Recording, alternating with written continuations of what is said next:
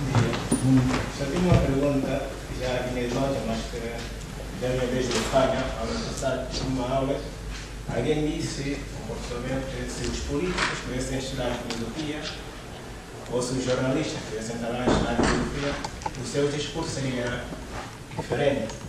Então, partindo de uma coisa que o professor disse aqui, que a minha pergunta é como recolocar, faço também essa minha pergunta à sua frase, como recolocar a filosofia no seu posto de combate?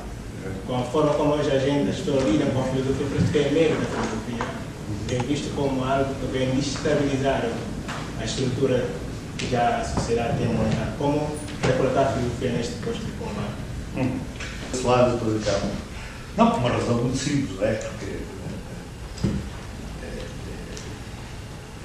eu também tenho experiência do que é ser, do que é exercer funções políticas diretas. Também fui deputado do Parlamento Europeu. E há aqui uma coisa que eu dizia de brincadeira, os meus colegas não gostavam muito, mas que se aplica à primeira parte ali da intervenção nossa. É que, digamos, os chamados políticos de profissão, para os políticos de profissão, só são importantes as questões de atualidade.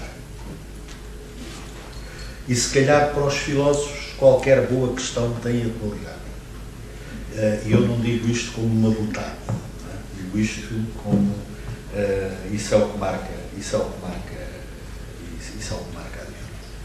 Depois, quanto à outra questão da recolocação da filosofia no seu posto, é evidente que se vocês depois, se isto vier a ser publicado, não sei se é, mas se vocês tiverem paciência de ler, veem isso, e na altura em que isso segue, não é? Portanto, é uma afirmação forte da minha parte, no sentido que pode ser um disparate, não importa, mas relativamente a uma leitura que normalmente é feita das teses.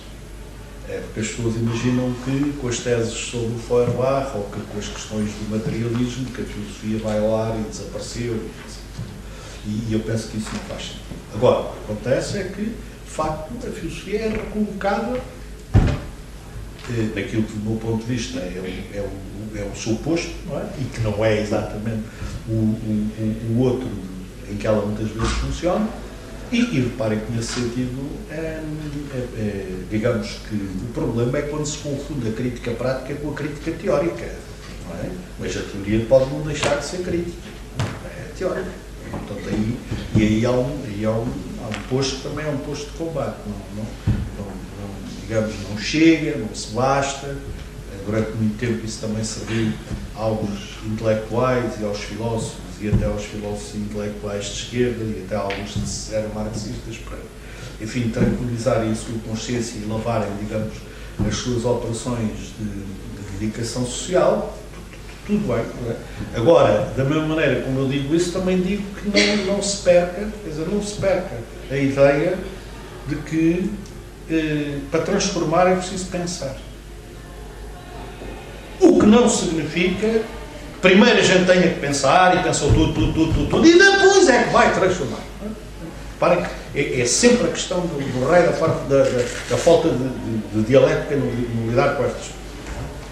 Agora, não esquecer para transformar. E para transformar a sério é preciso pensar.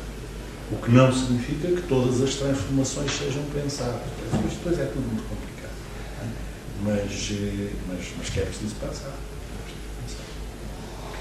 Portanto, reparem esse lugar, e reparem que esse lugar de combate, aquelas coisas que eu disse,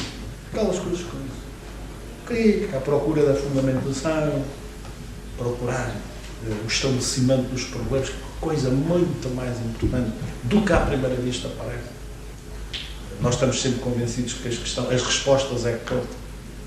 A gente não vê muitas vezes como uma maneira de colocar o problema é, às vezes, um colete de força brutal relativamente à resposta, e outras vezes é como o código postal, é meio caminho andado. E é evidente que o problema do leque dos possíveis que, no fundo, obriga a perspectivar o existente de uma outra maneira. Portanto, nesse sentido, aí essa dimensão E reparem, porque é que o pensar pode ter uma dimensão combativa? Há uns que podem achar que é porque a gente vai partir tudo, ou está bom, mas não sei. Não, reparem, há aqui uma função combativa do combate, do pensar, porque só assim é que vale a pena. É que isto tem alguma coisa a ver com o que a gente anda cá a fazer, ou não tem? Bem, pensar que tem alguma coisa a ver com aquilo que é o nosso viver, é uma coisa a ver com a maneira como nós interpretamos o nosso ofício. Não é? A esta hora da manhã não é muito bom eu estar a falar disto, não é? Porque parece que estamos aqui numa espécie de uns exercícios espirituais, daqueles em que aparece o padre a contar umas imagens do inferno. Assim. Não é isso. Mas reparem que é isso. Não é isso? Mas é isso. Mas é isso. Esta coisa do pensar é só para haver aqui uns tipos que são professores de filosofia e tal, e que pagam-lhes mal, roubam-lhes nos ordenados, mas ainda têm ordenado e tal. Mas é para isso, não é? Que também é, obviamente, porque isto também é um instituto cultural e tem as suas academias, os seus procedimentos, os seus processos, tem essas coisas. Agora, reparem que se nós pegarmos isto de facto na tal realidade que vai à raiz das coisas, ou que procura ir à raiz das coisas, ou que pergunta por muitas coisas, mas sem perder de horizonte a raiz das coisas, reparem que tem a ver com isto, não é? Tem a ver com isto. E de facto a gente pode, digamos, não é só quem barafusta que combate. E por outro lado, a gente pode perfeitamente passar pela vida e até fazer muitas coisas na vida e não estarmos a combater. Sentido? Nós não estamos lá e estamos lá com outros. Eu acho que nós